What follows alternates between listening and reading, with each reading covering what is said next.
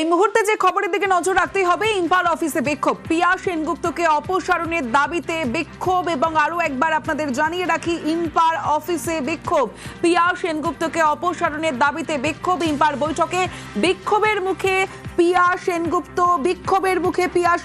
পিয়া সেনগুপ্তকে অপসারণের দাবি, আর অপসারণের দাবিতে বিক্ষোভ। এবং সেই ছবি আপনাদের দেখাচ্ছি, ইম্পাল অফিসে বিক্ষোভ, ইম্পাল বৈঠকে বিক্ষোভের মুখে পিয়া সেনগুপ্ত।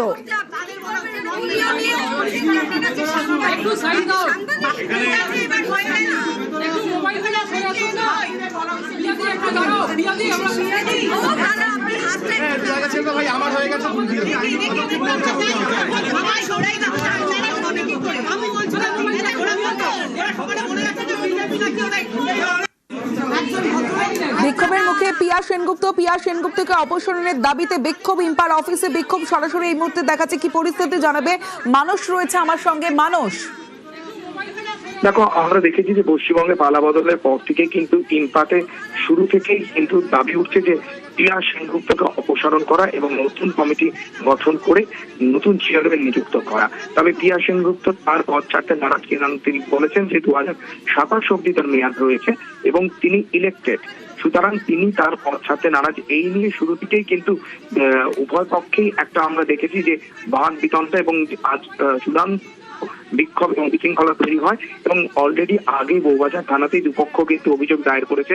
তবে আজকে সব পক্ষের বৈঠকে এবং সব পক্ষের বৈঠকের মধ্যে বিশেষত ডিস্ট্রিবিউটররা, প্রযোজকরা এবং প্রডিউসারদের মধ্যে অনেকেই এবং যারা মূলত বিজেপি সমর্থক, তারা বলেছেন যে আগের সরকারের আমাদের অনেক দুর্নীতি হয়েছে এবং পিয়া সেনগুপ্ত আগের সরকারের ঘনিষ্ঠ ছিল এবং সেই সমস্ত সরিয়ে দিয়ে নতুন কমিটি গঠন করে পিয়া সেনগুপ্তকে অপসারিত করে নতুন কমিটি গঠন করে ইম্পাকে দুর্নীতি মুক্ত করতে হবে এবং ইম্পা একটা অরাজনৈতিক সংগঠন এবং তাকে নিরপেক্ষভাবে পরিচালনা করার সমস্ত রকম স্বাধীনতা দিতে হবে। এবং এই নিয়ে কিন্তু একটা চূড়ান্ত বিশৃঙ্খলা তৈরি হয় এবং আমরা দেখতেও পাই যে পিয়া সেনগুপ্ত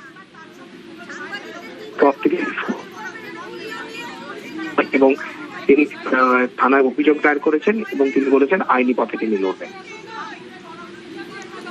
বেশ, মানুষ সঙ্গে থাকো। ইম্পাল অফিসে বিক্ষোভ, পিয়া সেনগুপ্তকে অপসারণের দাবিতে বিক্ষোভ, ইম্পাল বৈঠকে বিক্ষোভের মুখে পিয়া সেনগুপ্ত।